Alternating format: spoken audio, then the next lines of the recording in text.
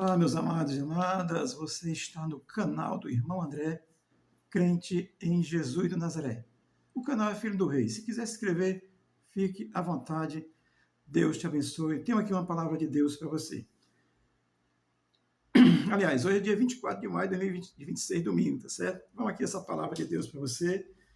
Evangelho de João, capítulo 6, versículo 51, diz assim a palavra de Deus. Eu sou o pão vivo que desceu do céu. Se alguém dele comer, viverá eternamente. E o pão que eu darei para a vida do mundo é a minha carne. Amém. João, do 1, capítulo 24 de João, aliás, 6 de João, do 1 ao 15, ele vai falar das multiplicações dos pães e dos peixes, do 16 ao 21, Jesus anda sobre o mar, do 22 ao 40 é a multiplicação dos pães, Jesus, o pão da vida, quer dizer. 41 ao 59 vem a murmuração dos judeus, que é mediante esse texto que nós vamos tratar hoje. Dos 60 ao 65, os discípulos se escandalizam com Jesus, dos 66 ao 61, aqueles que se escandalizaram, foram embora. Quem não quer Jesus, vai embora, porque só quer religião, é assim, sempre foi e será. Mas vamos aqui aprender com o texto, quero te abençoar com essa palavra graciosa, diz Jesus de Nazaré. Mas que coisa maluca é essa de dizer aquele que comer a minha carne? E crente agora, desculpe, meu garganta está mais ou menos. Que coisa é essa de Jesus dizer como a minha carne? E crente agora é canibal? Lá no primeiro século, acho que existia até essa história mesmo. Mas vamos aqui compreender, buscar a compreensão para a gente poder entender a palavra, trazer para nós e sermos abençoados, porque a vontade do Senhor é abençoar sempre. Amém? Jesus ele vai fazer dentro desse contexto algumas objeções, que pelo menos são 7, que ele vai se apresentar como ele sendo o pão da vida, ele sendo esse que é o Filho de Deus e tal. A primeira aqui ele está se apresentando como sendo eu sou o pão vivo que desceu do céu. Primeira coisa, por que Jesus fala isso em seu contexto? No contexto em que ele está falando, o povo hebreu, até hoje, quem lê a Bíblia sabe disso, lá no capítulo 16 de Êxodo, você vai encontrar essa afirmação que Deus falou através de Moisés pela murmuração e reclamação do judeu naquele contexto, e Deus enviou do céu pão que eles se alimentaram e comeram até se fartar, porque esse pão foi mandado por Deus. É uma simbologia do Cristo que está dizendo aqui, eu sou o pão. Aquele que vocês comeram, o pai de vocês comeram no passado, está aqui presente hoje, tá certo? É disso que Cristo está falando. Então, no contexto do velho, por isso é que ele usa essa afirmação. Eu sou o pão que desceu do céu. Aquele lá foi temporário. E eu estou aqui. Amém? É tão fácil. Jesus, dá entendimento a quem ouvir que precisa crer em ti, porque às vezes a pessoa acha tão fácil de assim, pastor, isso é muita bobagem. Não diga que a palavra de Deus é bobagem, ela é a verdade. Agora, você quer coisa bonita? Você quer alguém falando prolixo? O que é prolixo? É uma linguagem erudita, bonita, igual os ministros do STF, né? Uma linguagem prolixa, uma linguagem que nem se encontra mais em dicionário. Você acha bonito, mas não entende. Jesus fala claramente para você hoje, tá certo? Então, o pão vivo que desceu do céu, ele diz assim, eu sou o pão.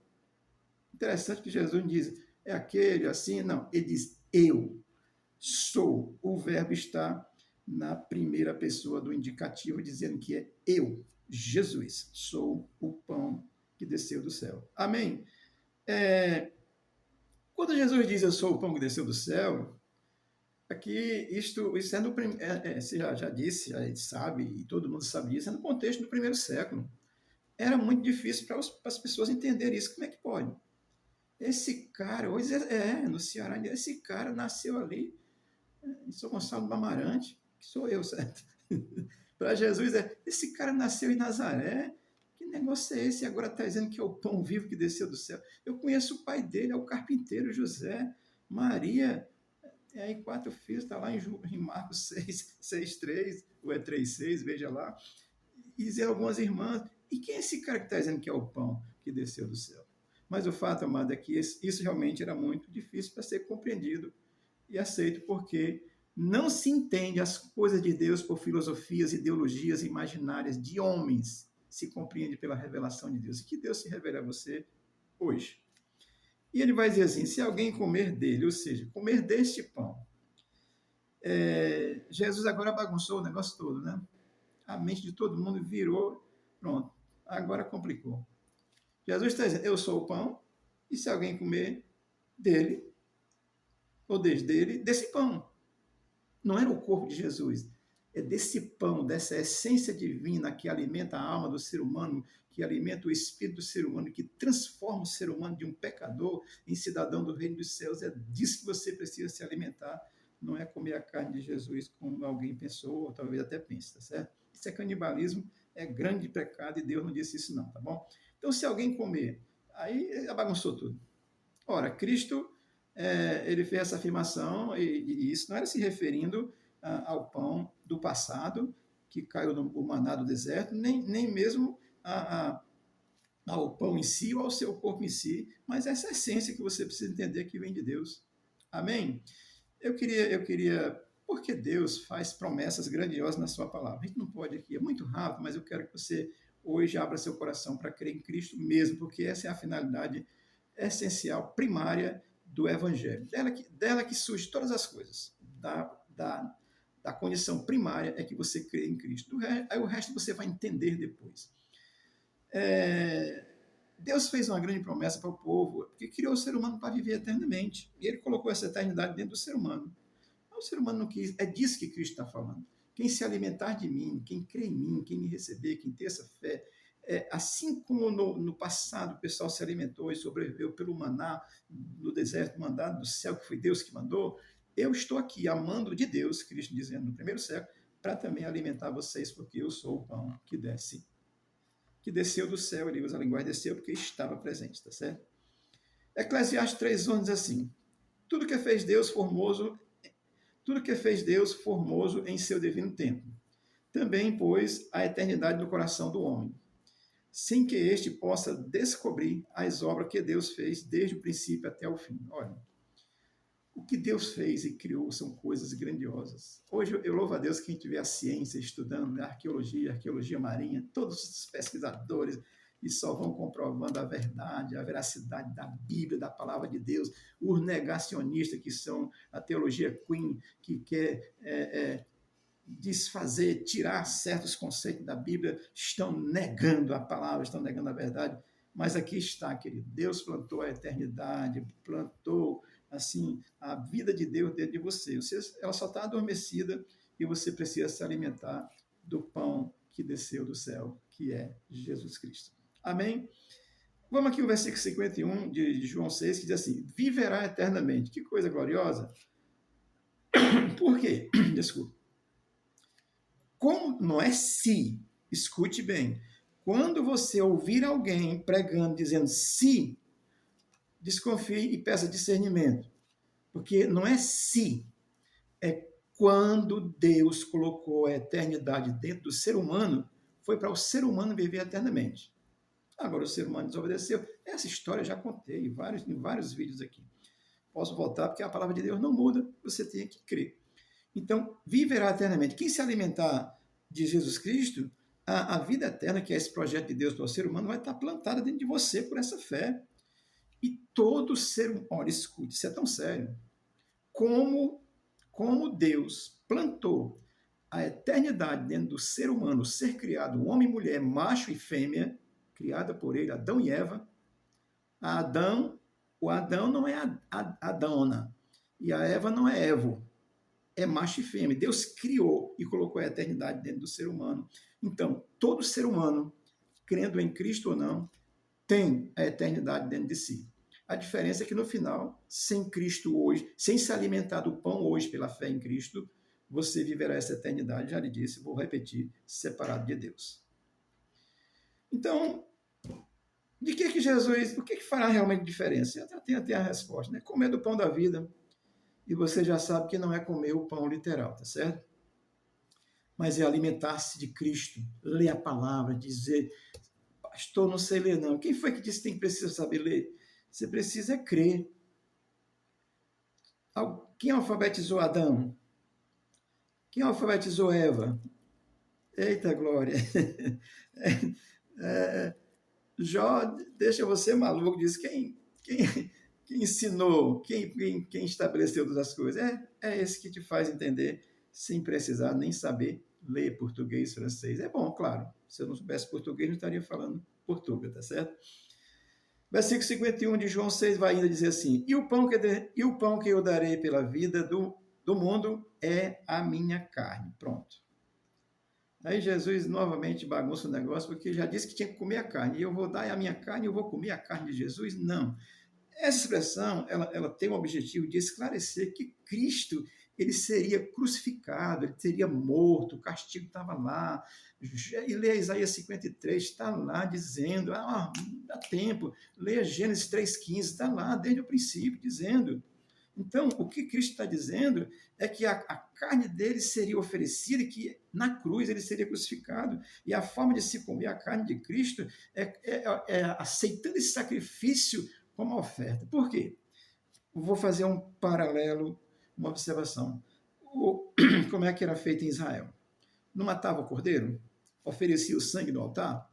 Os sacerdotes não comiam a carne, a parte principal lá que era tirada para eles, que era direito deles, e o restante da família comia o restante? Amém.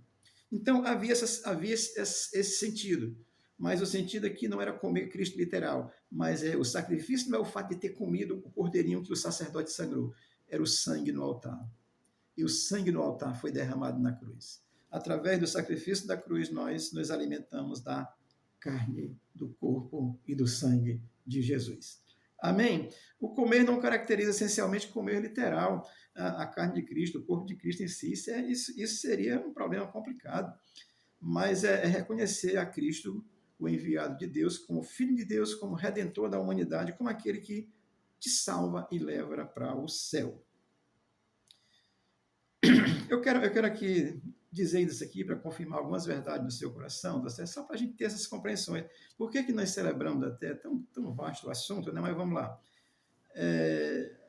Assim, uma confirmação da ressurreição, todo mundo sabe, ninguém nega, só quem é louco, alienado ou filho do diabo, mesmo literalmente, que não quer nada com Deus, que nega a ressurreição de Jesus, porque ela é fato histórico inegável, tá certo?